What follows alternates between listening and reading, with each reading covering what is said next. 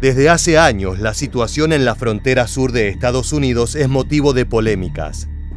Es que miles de ciudadanos de diversos países, en su mayoría latinoamericanos, quieren ingresar a la potencia del norte en búsqueda de una mejor vida. Desgraciadamente, muchas de esas personas no cuentan con los requisitos para solicitar una visa por medios legales, y es por eso que deben someterse a riesgos mortales para atravesar el desierto y entrar a la tierra de la libertad como un inmigrante sin documentación.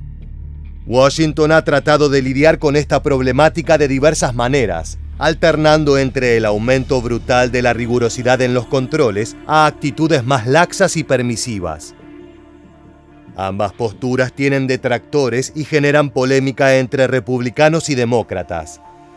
Mientras tanto, cientos de familias fallecen calcinadas bajo el sol abrasador del desierto o ahogadas al intentar cruzar nadando las aguas putrefactas, sumándose a la interminable lista de cadáveres que se alojan en el fondo del río Bravo.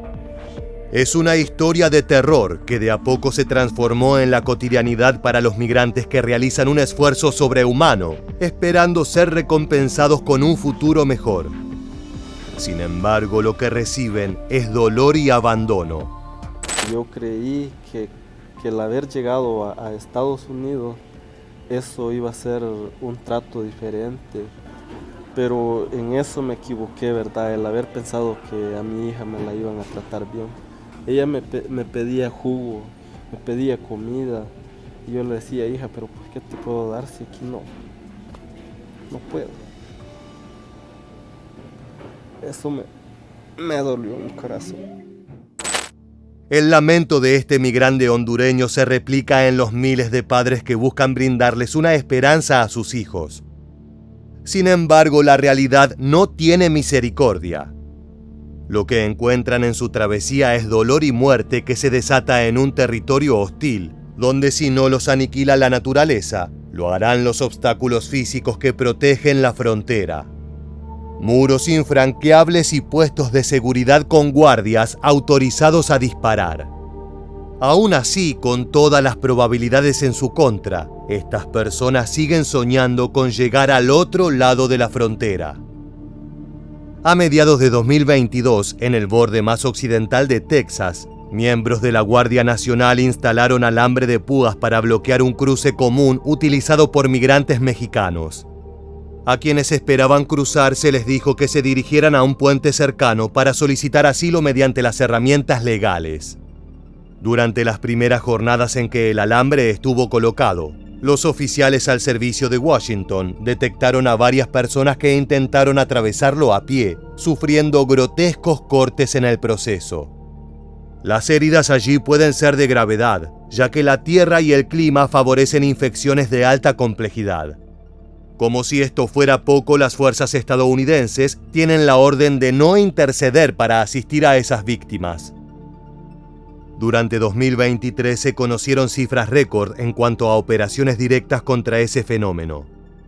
Más de 2 millones de migrantes fueron detenidos en la línea divisoria de México y Estados Unidos, para luego ser enviados de inmediato a su país de origen. La herramienta que permitió ese accionar por parte de las fuerzas de seguridad fue una norma que se encontraba vigente desde 2020 y se conocía como Título 42. Esa legislación estuvo en vigencia por casi 3 años, significando uno de los mayores recrudecimientos en la política migratoria norteamericana de los últimos años. Finalmente, el 11 de mayo de 2023, el Título 42 fue derogado. Después de varios meses de polémicas respecto a una supuesta falta de acción del gobierno para controlar la crisis migratoria, el martes 4 de junio de 2024 el presidente Joe Biden firmó una orden ejecutiva mediante la cual se restringe de manera drástica las solicitudes de asilo en la frontera con México. Today I'm announcing actions to bar migrants who cross our southern border unlawfully from receiving asylum. Migrants will be restricted from receiving asylum at our southern border unless they seek it after entering through an established lawful process. El recrudecimiento de las normas de entrada al país fue visto como una práctica de campaña en una época cruzada por la carrera electoral. es que lo que acontece en la frontera sur de la potencia es una de las grandes preocupaciones del ciudadano promedio. Más allá de la puja partidista, la medida tomada por la administración Biden también responde a la incapacidad de los organismos de seguridad para contener la marea humana que se amontona contra la frontera. Solo en abril de 2024, los arrestos en el límite entre México y Estados Unidos promediaron los 4.300 por día, de acuerdo con las estadísticas gubernamentales publicadas de manera oficial. Ten en cuenta que eso solo refleja a aquellas personas que fueron detenidas. Hay un porcentaje importante de migrantes que logró atravesar los obstáculos, o por el contrario, que fallecieron en su intento y nunca fueron encontrados. La única manera de que se levanten las restricciones establecidas por Joe Biden es que el número de detenciones baje a un promedio de 1.500 diarios durante 14 días. Además, los migrantes deberán demostrar que existe una posibilidad razonable de que estén en riesgo de sufrir torturas o ser perseguidos si son devueltos a su país de origen. En caso de no poder convencer a las autoridades, serán deportados en cuestión de horas o días. Uno de los grandes flagelos vividos por los migrantes es la detención en campamentos que se asemejan a los de los refugiados de Medio Oriente, con las mismas carencias y peligros. Estos espacios están superpoblados y no están preparados para alojar la cantidad masiva de personas que tratan de cruzar la frontera. Escuchemos el relato de Kevin McAleenan, uno de los principales responsables del Centro de la Oficina de Aduanas y Protección Fronteriza, o CBP según sus siglas en inglés. On Monday and Tuesday, CBP started the day with over 12,000 migrants in our custody. As of this morning, that number was 13,400. A high number for us is 4,000. A crisis level is 6,000. El diagnóstico de Kevin McAleenan es alarmante. En sus propias palabras, el sistema está totalmente colapsado y en un periodo de crisis. Esto implica que no hay suficiente comida, agua ni medicina para asegurar una estancia digna para esos migrantes. Al mismo tiempo, tampoco hay manera de acelerar los trámites y poder brindar respuestas más veloces a quienes ya han expedido su solicitud para recibir asilo. Por ejemplo, en la ciudad de Matamoros, México, cerca de la frontera con Estados Unidos, los viajeros, en su mayoría venezolanos y haitianos, viven en un gran campamento con tiendas de campaña cubiertas con lonas y tendederos que se extienden entre ellos. El resultado es un entorno cuasi tribal en el que los habitantes deben hacer lo posible para subsistir. Algunas familias pasan meses enteros esperando una respuesta gubernamental que les permita ingresar a Estados Unidos. Muchos, incluidos madres y niños enfermos, viven en las calles, en casas abandonadas y en las aceras mientras aguardan un milagro. Pero la gran mayoría de las solicitudes son rechazadas, provocando escenas dramáticas de gente que arriesgó todo para escapar de su propio país. Claro está, muy pocos lo logran. This body looks like it's been here probably a little bit more than a week. You see the body's right up against a mesquite bush, probably trying to get some shade at some point. But you can see behind me, we're not maybe 3 to 5 miles away from the city, and this is what happened. El relato de este bombero es tan triste como usual en la frontera entre México y Estados Unidos. Con frecuencia, las autoridades encuentran restos humanos en estado de putrefacción.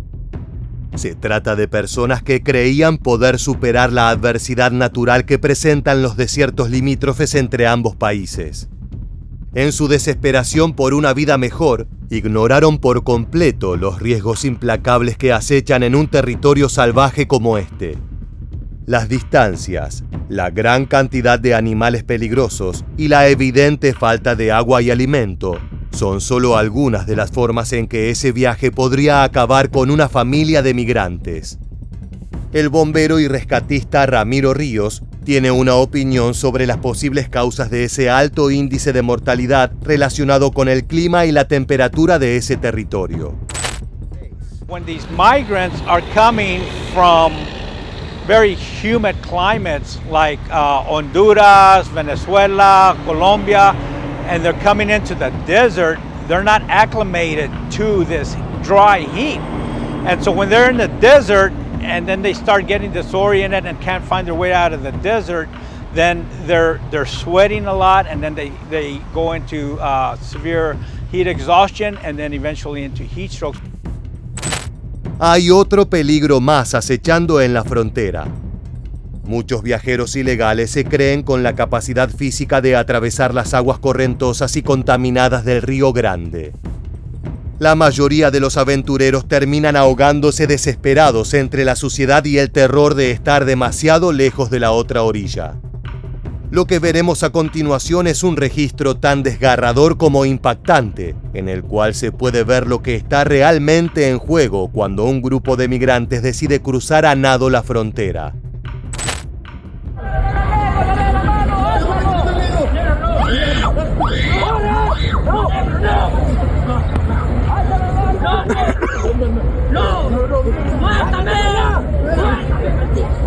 ¿Ya lo veo por acá?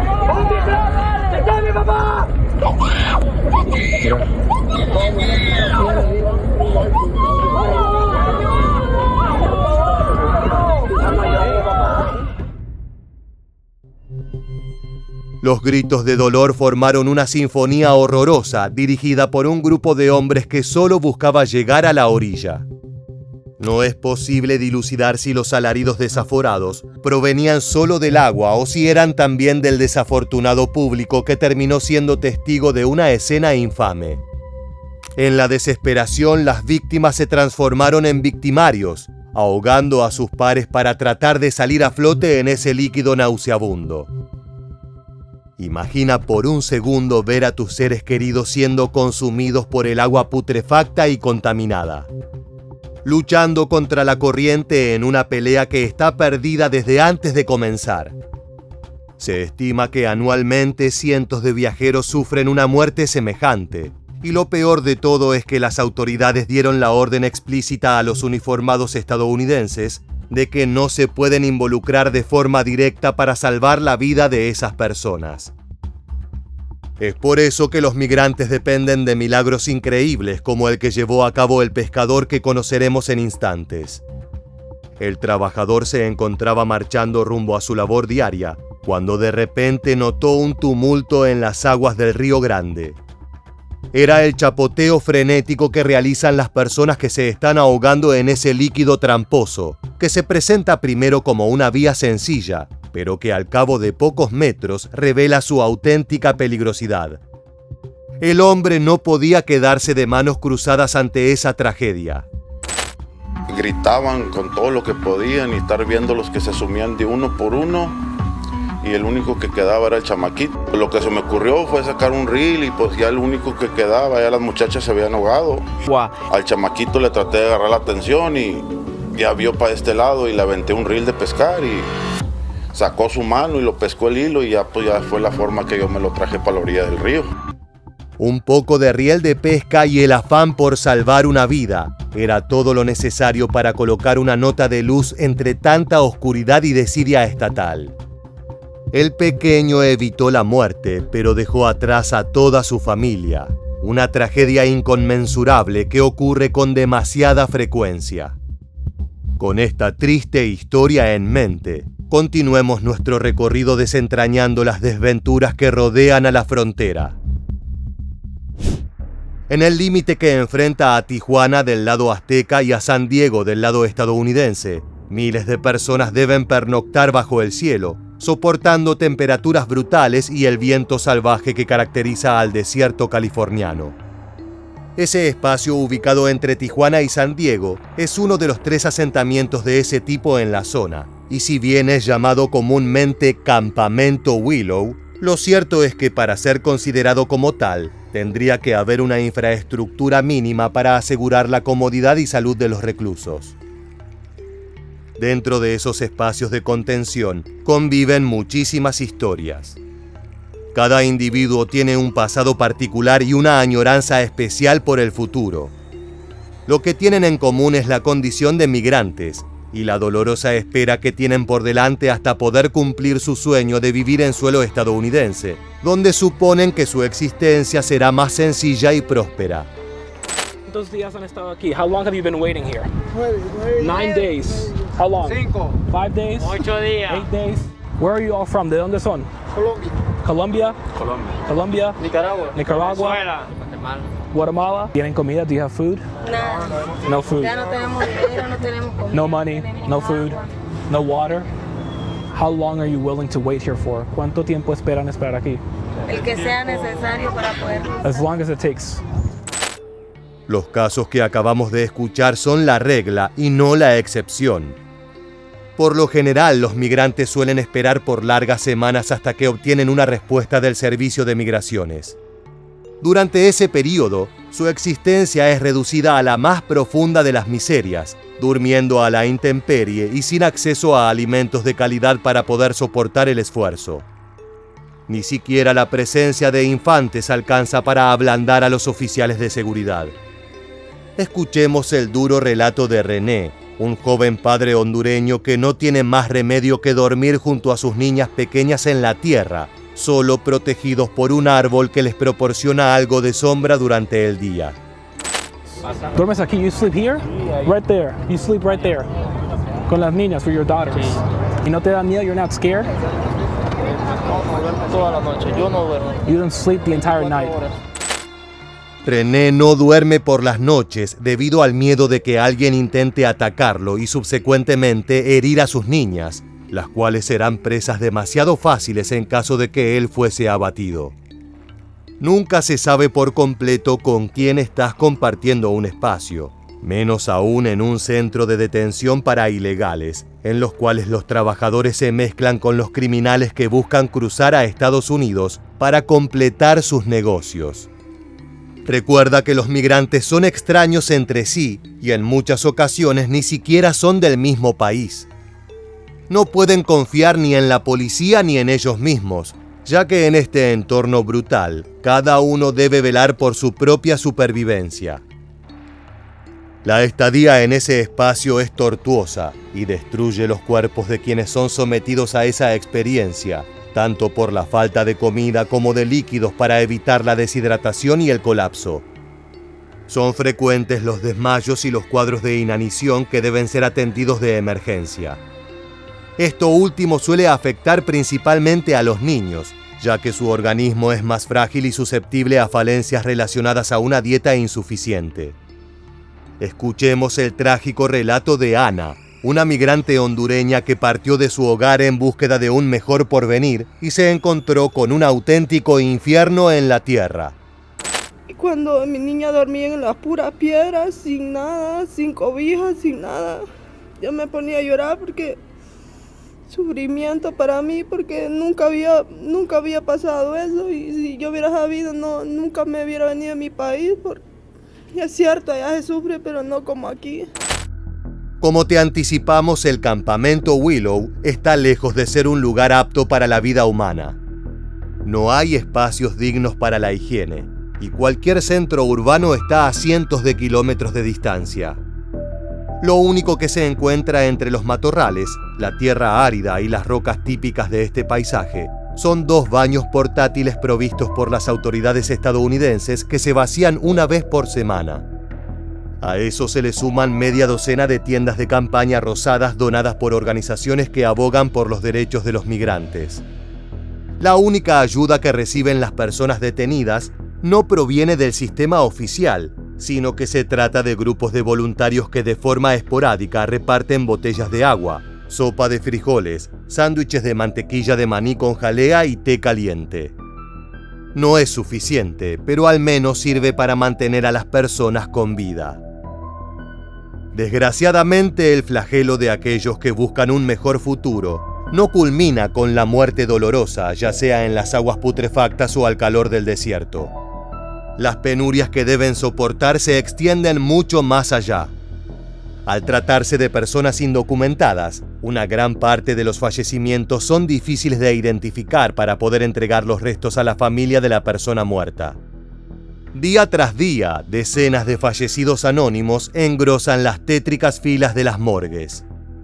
Allí los expertos hacen todo lo posible por recolectar información que pueda arrojar luz sobre la oscuridad. ¿Quiénes eran esas personas? ¿Dónde está su familia? ¿Qué los llevó a arriesgar su vida de tal manera que terminaron sobre una fría e impersonal camilla forense? So this is going to be case 17-1568 of John Doe. What you got? Blue jeans. Okay. Black belt. Okay. One gray handkerchief. Okay. Yeah, these phones are pretty dead. So he has the ring, right? That says Danny and Karen. That's good. This will make 130 cases that we currently have here that are unidentified, that remain unidentified here at Pima County. La gran mayoría de las muertes en esa travesía fronteriza quedarán por siempre en el anonimato. Quienes fueron una vez migrantes con el corazón lleno de esperanzas, vieron sus sueños ser totalmente destrozados por la brutalidad del clima y la dureza de la legislación estadounidense, la cual debe comprender las demandas tanto de republicanos como de demócratas a la hora de lidiar con esa crisis. Por el momento, los gobiernos más recientes no han podido encontrar el equilibrio entre constituir una frontera segura y garantizar el bienestar y la decencia de los extranjeros que se encuentran detenidos en esos campamentos. Esperemos que en un futuro cercano, todo ese sufrimiento encuentre una salida positiva tanto para Washington como para todos los migrantes. De esta manera llegamos al cierre de un video tan oscuro como dramático. Si te gusta este tipo de contenido y quieres seguir al tanto de la crisis que se vive en la frontera entre Estados Unidos y México, te invitamos a que te suscribas y actives las notificaciones de este canal. Sin más, nos despedimos hasta la próxima entrega de Militarmente. Gracias por acompañarnos.